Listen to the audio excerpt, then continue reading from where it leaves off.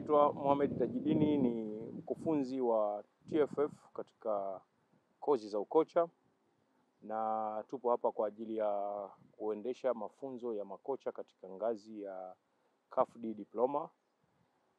Kozi hii ilianza siku ya Jumatatu ya tarehe 24, na kozi hii huwa inakusanya siku 10 ambayo makocha wanajifunza nadharia, wanajifunza mpira kwa vitendo, wanajifunza tiba kwa ajili ya wachezaji, lakini wanajifunza na sheria za mpira.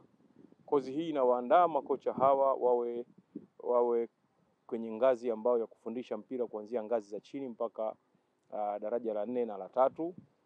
Ni kozi ya msingi sana, na mpaka sasa nchi kama nchi Tanzania bado tuko na ombwe kubwa sana, bado tuko na idadi ndogo sana ya makocha kulingana na population ya Tanzania.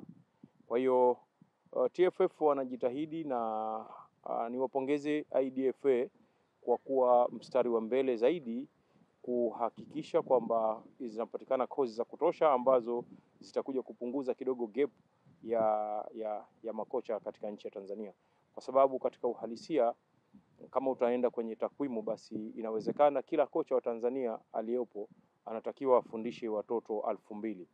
Sasa kama kila kocha anafundisha watoto 2000, imagine atafundisha vipi?